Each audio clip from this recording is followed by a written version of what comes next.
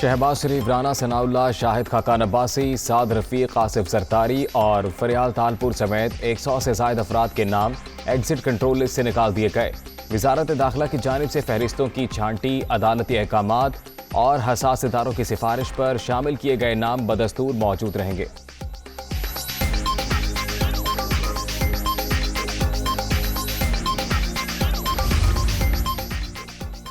بیرونی سازش ثابت ہو گئی، اب عوام کا سونامی اسلام آباد آئے گا۔ کارکن حقیقی آزادی مارچ کی تیاریاں کریں۔ پی ٹی آئی حکومت کو ہٹانے کی سازش لندن میں تیار ہوئی۔ نواز شریف، شہباز شریف اور آصف زرداری بھی شریک تھے۔ قومی سلامتی کمیٹی کے اجلاس میں دھمکیاں آمیز مراسلہ اصلی ہونے کی تصدیق کی گئی۔ سپریم کورٹ معاملے کی اوپن سماعت کرے۔ عمران خان کی press conference, chief election commissioner کے استعفے کا مطالبہ۔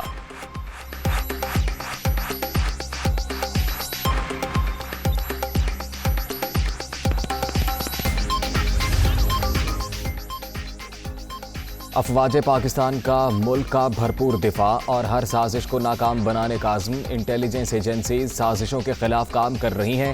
پاکستان کو میلی آنکھ سے دیکھا تو آنکھ نکال دیں گے، D G I S P are.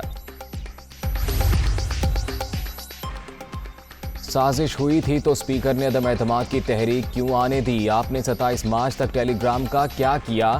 دھمکی دینے والے ملک کے انڈر سیکرٹری کو پاکستان کیوں بلایا؟ جب اتحادی چھوڑ کر چلے گئے تو جلسے میں کاغذ لہرا دیا۔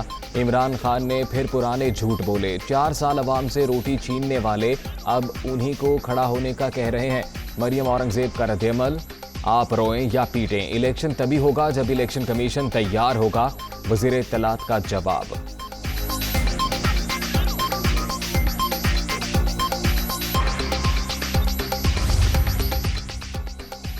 دھمکیاں میں اس خط کی باتیں محض ڈرامہ، عمران حکومت کا خاتمہ امریکہ نے نہیں بزدار نے کیا۔ کیا امریکہ نے کہا تھا کہ اپوزیشن سے انتقام لو اور پیسے لے کر بندے بھرتی کرو؟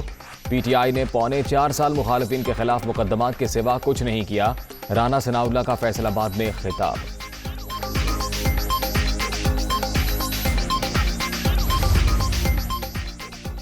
اداروں پر حملے اور جلاؤ گھیراؤ کا سبق، جلد انتخابات کے لیے دباؤ کا حربہ۔ الیکشن کمیشن پر حملہ آور ہونے کی وجہ غیر قانونی فنڈنگ کے ناقابل تردید شواہد ہیں۔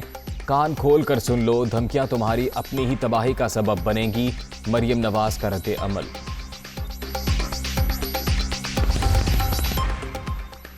نو منتخب وزیر اعلیٰ پنجاب سے حلف کون لے گا؟ فیصلہ نہ ہو سکا۔ گورنر ہاؤس لاہور میں دوسری بار تقریب کی تیاریاں بیکار۔ وزیر اعظم ہاؤس سے سمری ایوان صدر کو موصول۔ صدر مملکت آئین اور قانون کے مطابق فیصلہ کریں گے۔ ایوان صدر سیکریٹریٹ کی تصدیق، ٹویٹ سامنے آ گیا۔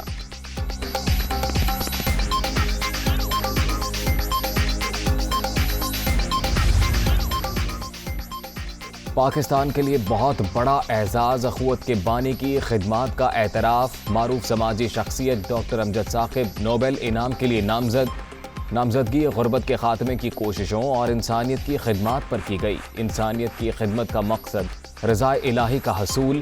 سرمایہ دارانہ نظام نے عوام سے اعتماد چھین لیا۔ ملک بھر میں 50 لاکھ افراد کو قرض حسنہ دیا۔ ڈاکٹر امجد ثاقب کی دنیا نیوز سے خصوصی گفتگو۔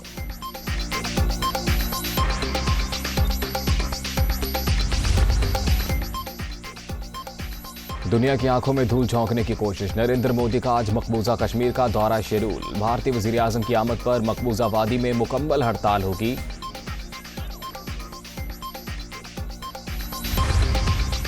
اور فرانس کے صدارتی انتخابات کے فیصلہ کن مرحلے کے لیے پولنگ آج ہوگی۔ فرانسیسی صدر ایمینوئل میکرون اور حریف مارین لپین میں سخت مقابلہ متوقع۔ سرکاری نتائج کا اعلان آئینی کونسل 27 اپریل کو کرے گی۔